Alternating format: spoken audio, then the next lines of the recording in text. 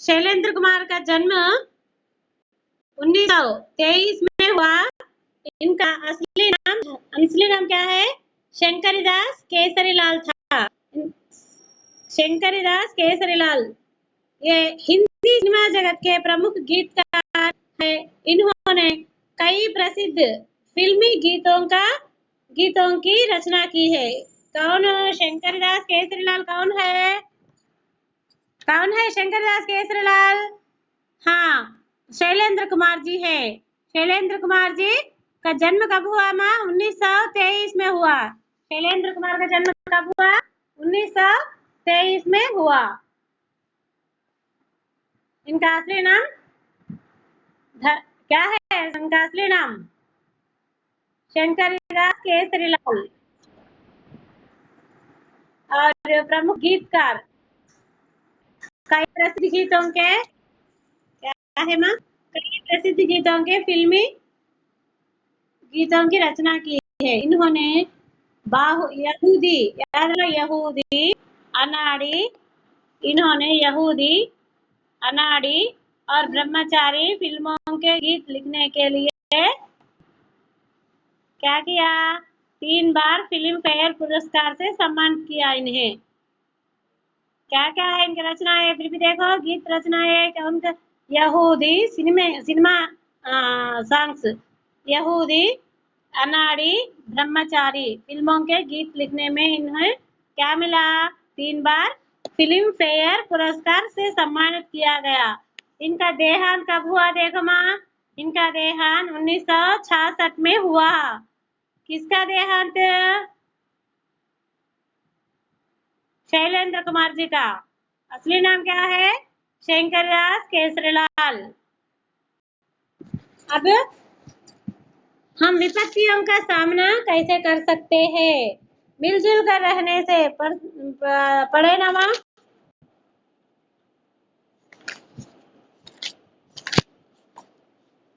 हम विपत्ति का सामना कैसे कर सकते हैं? देखो अब कुछ पक्षियों के नाम तोता, मैना, कौवा, कोयल, कबूतर।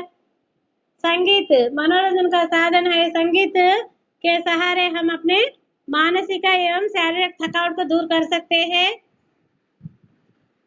और दैनिक कार्यक्रम के जब मन में ऊब आता है तो संगीत सुनकर, संगीत से क्या होता है? संगीत का आश्रय लेकर हम मनोरंजन पा सकते हैं। इसलिए किसी ने कहा कि संगीत को शिशु, पशु, मानव और सांप भी पसंद करते हैं। क्या कहा किसी ने? शिशु, पशु, मानव और सांप भी संगीत को पसंद करते हैं।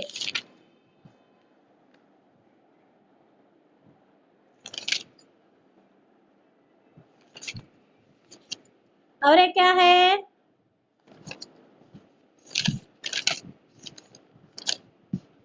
क्या बोली माँ मैंने? क्या प्रश्न दिया?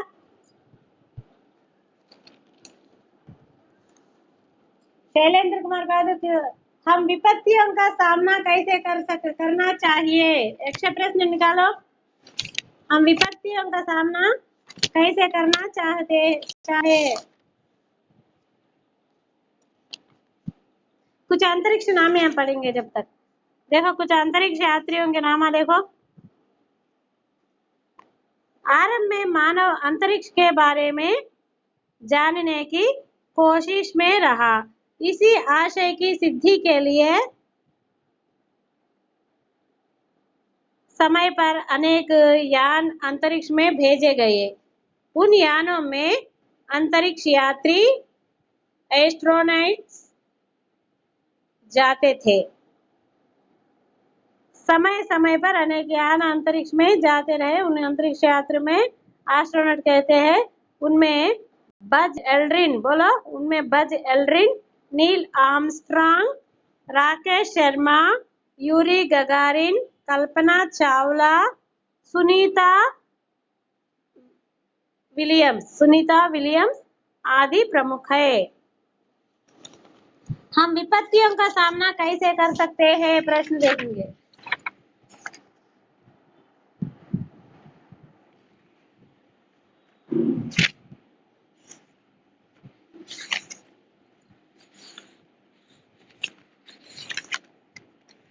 अब देखो, हमें भगवान का स्मरण कब करना चाहिए? है वहां भगवान का स्मरण?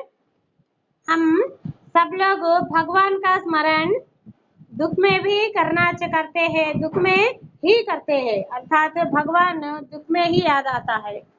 कब याद आता है भगवान? दुख में ही याद आता है। हमें भगवान कब याद आता है माँ? दुख में ही याद आता है।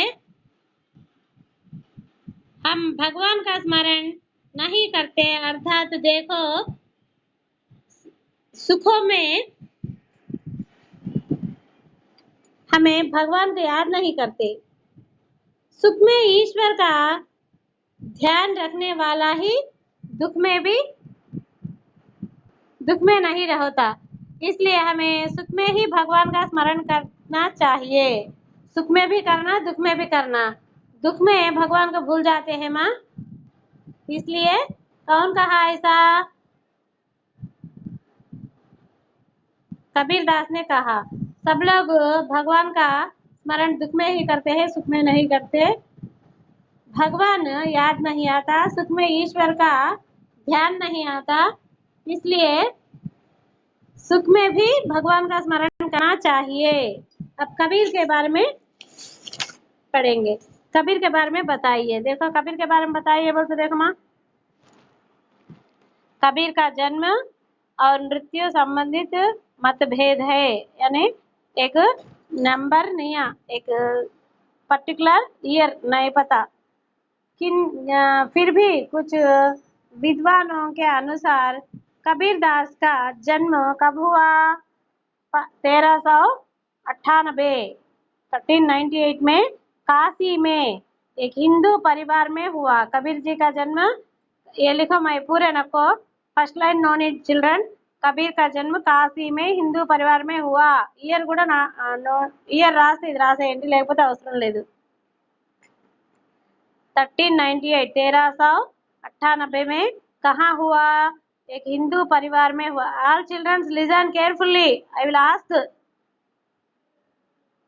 काशी में हिंदू परिवार में हुआ, किंतु नीरू नीमा ने एक जुलाही दंपति, जुलाही वीवर्स दंपति इनका पालन पोषण किया। कबीर रामानंद के शिष्य थे। कबीर के गुरु कौन थे? रामानंद थे। कबीर पढ़े लिखे नहीं थे, कबीरदास पढ़े लिखे नहीं थे लेकिन ज्ञानी थे। कबीर ज्ञान मार्गी शाखा के भक्ति काल के कवि थे। कबीर कहाँ के कवि थे माँ? ज्ञान का कैसे कवि थे? ज्ञान मार्गी शाखा के भक्ति काल के कवि थे। उनकी समस्त कृतियां 3 भागों में निहित है। साखी, साखी, रामायणी और